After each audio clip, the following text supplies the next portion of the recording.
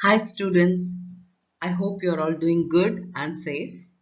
So last class you have studied about how to do smoothing or how to perform smoothing spatial filters. So in this class today you are going to study about sharpening spatial filters. So let's begin. So coming to the introduction. The main principle or the principal objective behind the sharpening using spatial filter is to highlight transition in the intensity.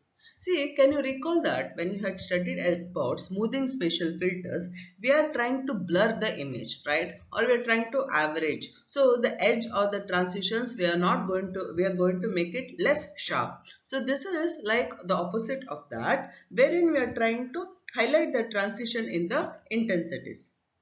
This is the principal objective behind sharpening of spatial filters. So basically, sharpening is used to highlight transitions in intensities. This sharpening of the say the image using sharpening spatial filters, they have large applications. For example, in the application related to electronic printing, medical applications, industry inspection, so on and so forth.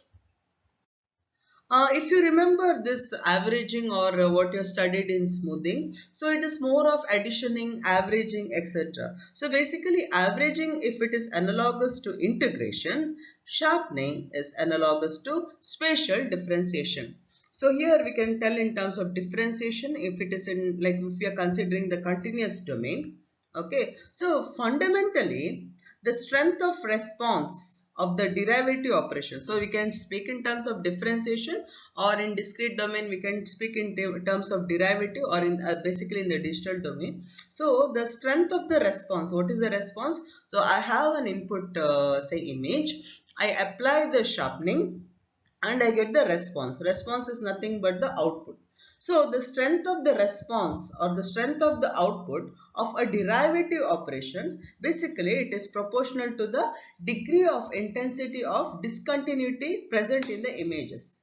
And basically at that point at which the operator is applied. So think that, for what I am trying to tell is that, think that I have an image. Okay. So I applied the spatial sharpening filter. So you understand that there are a lot of discontinuities, or sudden transitions. That's what we say. So from high to low, sudden transition. So the strength of the output or the response of a derivative operation is proportional to the degree of intensity discontinuity of an image at those points at which the operator is applied. So understand that here we are going to highlight the transition. We are going to make it more sharp. If there is an edge, we are going to make the edge appear still more sharp. So there is discontinuity, or we can say sudden transition. Okay, we're going to make it more sharp. So that is the fundamental idea I hope you're trying to understand about the sharpening spatial filter. So basically by doing this, it enhances the edges and other discontinuities present in an image, but it de-emphasizes the areas with slowly varying intensity. So emphasis is on sharpness, making it more sharp, making the transitions more highlighted. And if there is low intensity variation, I'm not going to give much emphasis to that. So this is about the idea behind your sharpening of the spatial filter.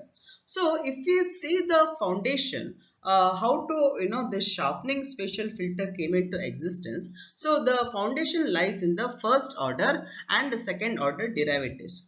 So basically we say derivatives because we are speaking in terms of digital image. So we are going to define this in terms of differences or derivatives.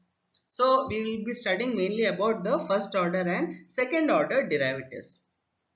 So basically, be it first order or second order derivatives, I think it has a differentiation or derivative. It has its own some of the things it we have to understand, or the idea behind derivative or differentiation. It has some things to be followed, or once we apply derivative, some of the things we can observe. So basically, let us go to the first order derivative. In the first order derivative, it must follow three conditions. See, before going to image, so think that you have, you are speaking in terms of distance, speed and acceleration. So if I differentiate acceleration with respect to time, we get speed because there is changes, right? So if you differentiate speed, what we get? So same way. So if you differentiate speed, we get displacement, right? So same thing like that. So in terms of first order derivative, the condition is that the first condition, condition number one, the output of the derivative is 0 in areas of constant intensity. So if there is a constant, the response is what? It should be 0, correct? If it is distance you are going to differentiate, means there is no change, displacement. Okay, so it is 0. Speed becomes distance, or say we say now this acceleration, if you differentiate, what we get is speed. Integration is the ulta, right? Okay, so so again now let me come back. So in the first derivative, okay, the first derivative, the first condition is that the output or the response, the first condition, it must be 0 in areas of constant intensity. The response must be 0 in terms of in areas of constant intensity. It should be non-zero at the onset of intensity step or ramp. So if we have a ramp, okay, so you know what's a ramp, right? So it looks like this. So it's a ramp, okay. So it must be non-zero at an onset. Onset means what? So if I have something like this, if this is constant, right? Okay, if you speak of the x and y, if at all x is say speed, something like that. Speed also we can think like that, okay. So it's constant. If it is constant, if I apply derivative on this, the output is 0. So at the onset means what? This is the onset, right? So this is where the step or ramp has begun. So if I differentiate this, so it should be the output must be non-zero at the onset of ramp. Also here it should be, so if I differentiate ramp also, the output should be non-zero. So basically, so these are the three conditions. What is that? The first condition, it should be 0 in areas of constant intensity. It should be non-zero at the onset of step or ramp, okay, intensity step or ramp, and it should be non-zero along the ramp. So that is the third condition, okay. So this is about first order derivative. What about second order derivative? Okay, so for the second order derivative also, the first two condition, the first condition is the same. That is, it is 0 in the areas of constant intensity. It will be non-zero at the onset of ramp, but if you do double derivative or double differentiation of ramp, what will happen? We'll get 0 along the ramp. So that is the third condition, because if you differentiate a ramp, what you get is a constant. Again, if you differentiate constant, what you get is 0. So it's like applying the first derivative and again applying the doing differentiation twice, okay. So from ramp, if you do double differentiation on ramp, what will happen? So from ramp you will get constant. Again, if you apply differentiation on derivative, what you get is 0. So I hope this is the normal things which you can follow.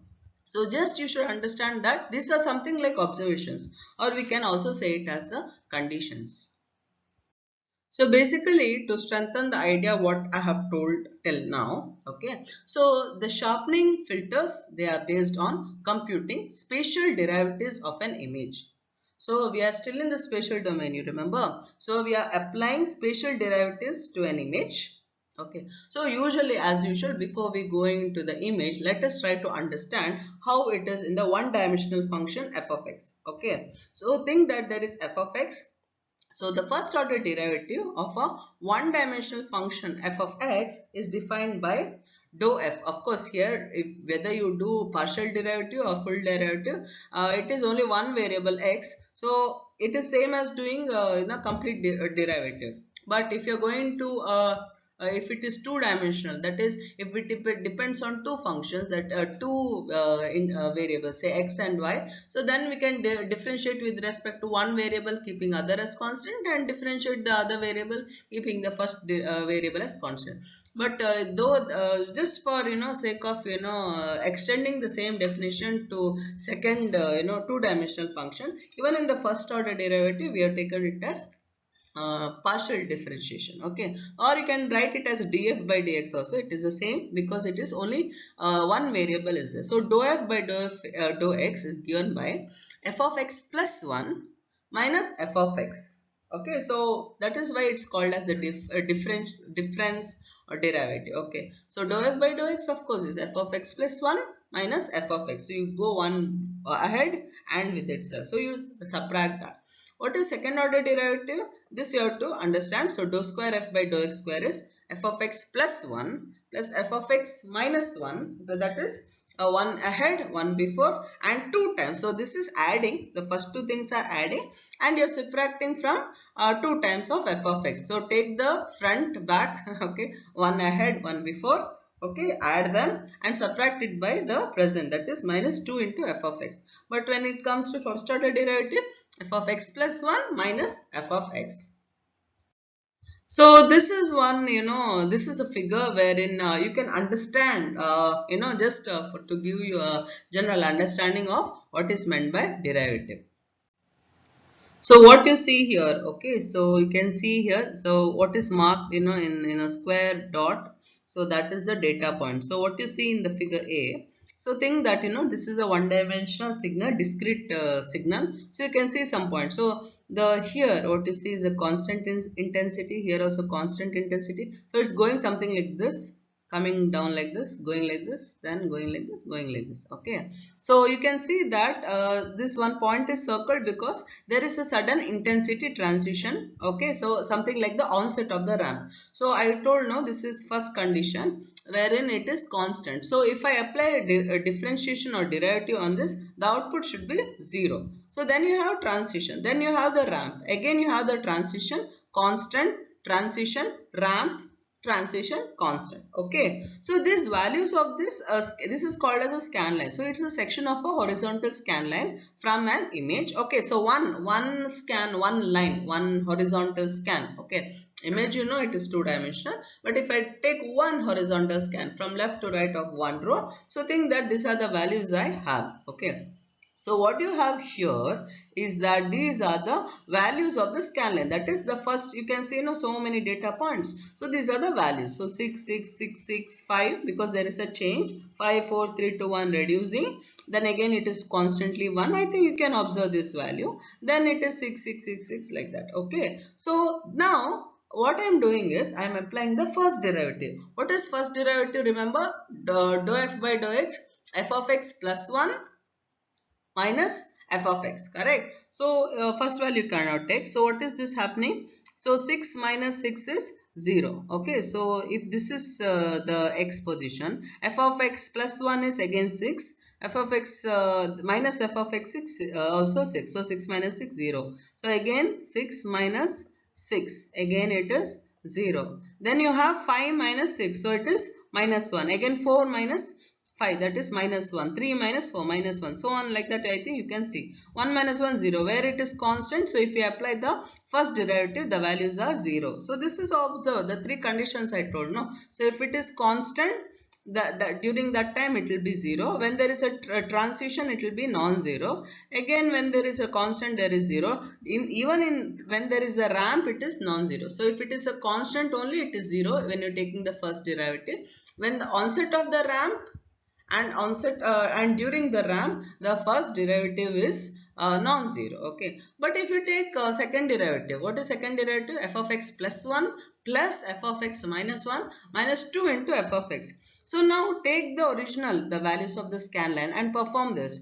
So if this is a position, say this is a position, say 6, what is f of x plus 1 is 5. So x position is this 6, no?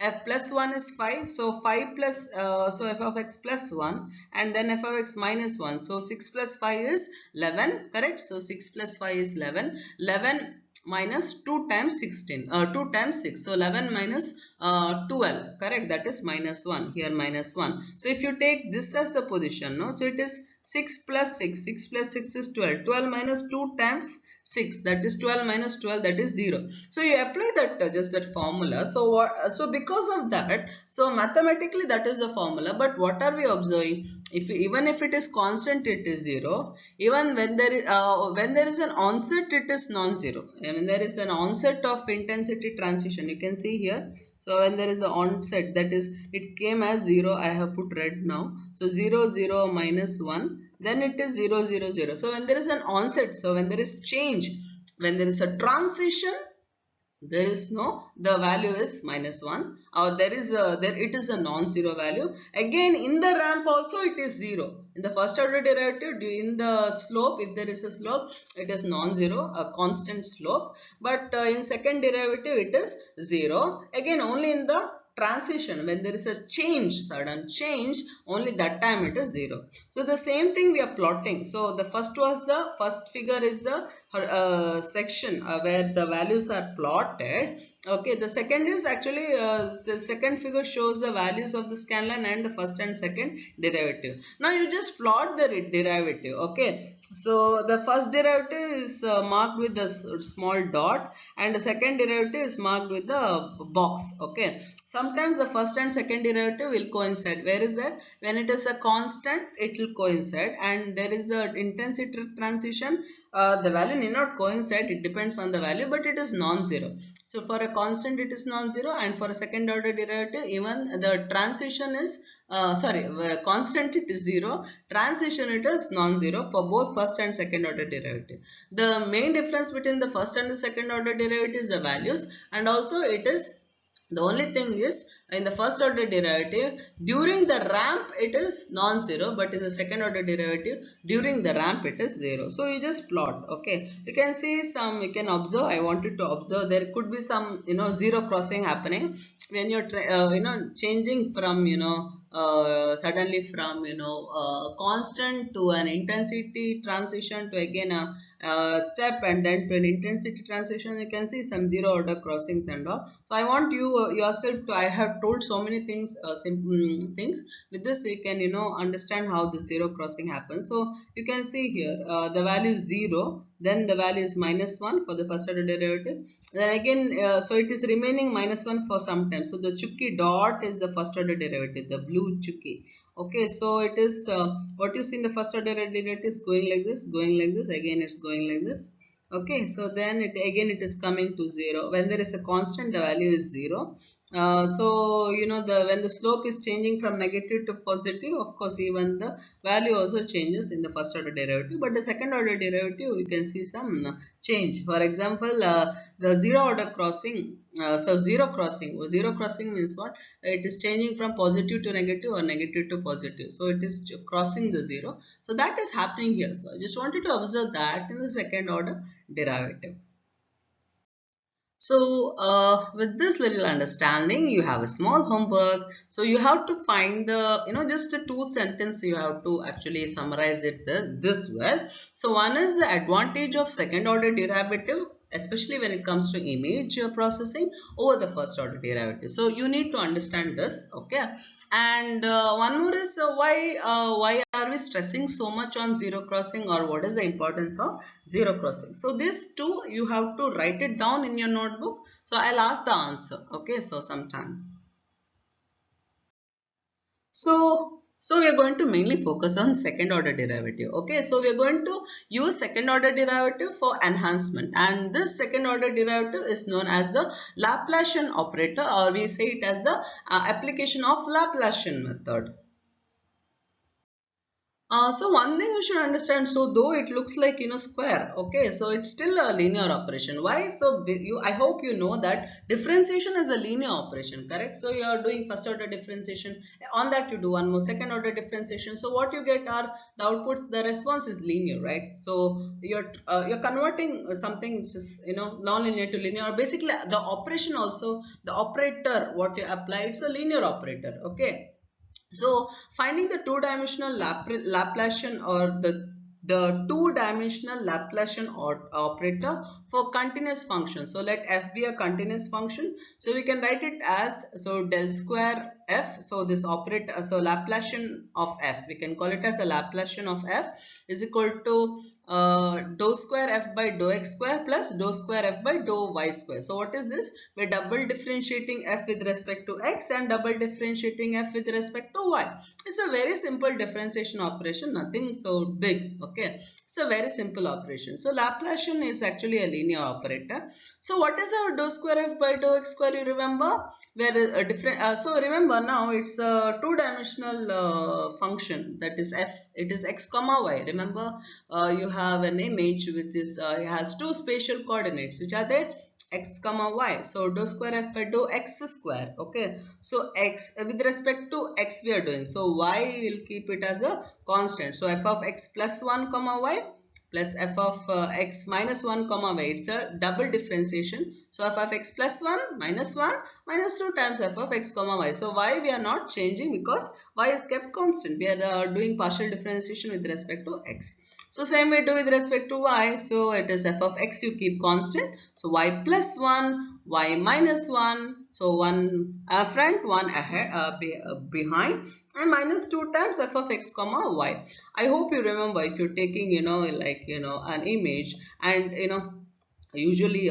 we like to take an example of a 3 cross 3 neighborhood. So I think this is the thing. So if this will be the position x comma y, so the value at x comma y is called f of x comma y. So that's the intensity value. So this I think is the changing x value, and this is the changing y value. Okay, so where is that f of x plus 1 comma y? So this one, right? So this is your f of x plus 1 comma y, and this will be f of x minus 1 comma y, and this is your x comma y. So same way, what is y plus 1? F of x comma y plus 1 is the value here, and then f of x comma y minus 1 is the value here, and then that's it. Okay, so this is how you will find the dou square f by dou x square and dou square f by dou y square. Those values, right? Do you have the intensity values? This is an image, right? So next what you have to do, you found this separately, next what you have to do, you have to add them. So you will see in the 4 directions. So x plus 1, x minus 1, y plus 1, y minus 1, and minus 4 times of f of x. So now you saw in terms of equation. So now I told you, this is what we obtained is a filter or a mass. So we are going to apply the Laplacian operation. So remember that equation. So what is del square? The Laplacian of f of x plus 1 comma y plus f of x minus 1 comma y. Then f of x comma y plus 1, y minus 1, all that I told you, right? So what is that? Minus 4 of x. So what is the meaning of applying this Laplacian operator? So take that image. Okay, so think that I'm doing, I'm placing this kernel or placing this window or placing this filter on that image and performing some convolution or correlations or whatever. So one thing we should understand, that this is uh, isotropic filter. So isotropic means it is independent of the whether you do any times kind of rotation. So here you saw the first the equation what you saw just now, it is independent. So in whatever 180 degree if you rotate also, it is going to remain the same. So f of x plus 1 sorry, this is minus 1. So f of x plus 1 comma y is f of x minus 1 comma y, x comma y plus 1, x comma y minus 1. So all that had weights as 1. So minus 4 times f of x comma y. So same thing equation we are going to see in terms of a mass. So applying Laplacian operation means as though you're taking this mass and scanning over that image. Okay, so this is actually a filter which it will use which will give you irrespective of the direction. So think that you want to change it. So I want to add a diagonal element. It is same like adding minus 2 times of f of x comma y and x comma y. So it's like subtracting minus 4 times f of x comma y. So So there what happens is that operation, so that's why instead of -4 you have -8. So I'm not going to much details because this is the mask used to implement an extension of the equation. So if you want to include even the presence of the diagonal neighbors, so what you're doing is you're adding this and adding this. So when you're adding this to your so the idea is very simple. So here when you consider the first one, you are taking this and this and -2 f of x comma y, then adding this, so then making it again -2 times f of x comma y. So you got the center as -4. So if you want to add this direction, so this direction, so you're again adding those and minusing 2 times f of x comma y. So instead of -4 it would have become -6. Again if you want to include this diagonal, again you add the the this direction, add this direction, and again subtract -2 of f of x comma y. So -4 -2 is -8. Okay, so same way. So then C and D, it's like just you're making it negative. So instead of adding, what you're doing here is you're subtracting. So not a big deal. So you have change, so directional change you're saying. Okay, so instead of adding, subtracting, so adding and subtracting, they are 180-degree complement or 180-degree outer phase of each other, correct? So the if you want to have a directional directional change. Okay, so again here the same thing, only thing is instead of plus you have the minus. That's it. So hope this idea is clear. So Laplacian is nothing but a second order derivative. You can do it in positive direction, you can do it in negative direction without the implementation of not positive direction. Plus and minus is there. And one more thing is adding the diagonal component. So that time if you add one diagonal component, it will become additional -2. If you add another additional diagonal component, it will add again another -2. So that's why you got that 8. So +8 or -8 depending on how you want to use it. So these are different implementations. Plus and minus are different implementations. That's it. So basically, to sharpen an image, so this is the operation, right? So that Laplacian, okay, it's denoted by this operator. We call it as Laplacian operation. So the output what we get is nothing but it's as though you're adding this.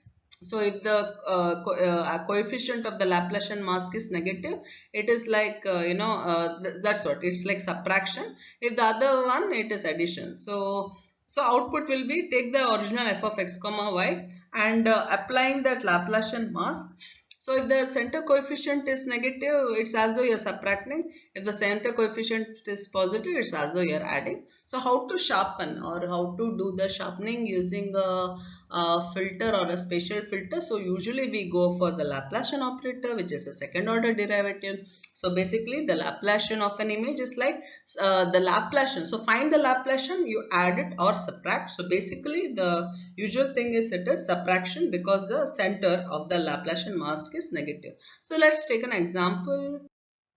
So take the original image. Okay, so this is an image of the north pole of the moon, and by applying, this is just the Laplacian image. Okay, so this is the Laplacian image, and this is the so Laplacian filtered image. So then it is you're doing some a Laplacian image is scaled and then the actual enhancement. So this is where you have got more of transitions applied. So you can just go through this example. So there are examples also in the textbook. I think now the idea is very clear to you. So with this I'll stop, and I request you to read this topic and you understand why, what's the advantage of zero crossing. I want you to just read this at least for that sake, and keep it ready. I'll ask you as a homework. Okay, so please take care and keep studying and keep reading and stay positive. So stay safe.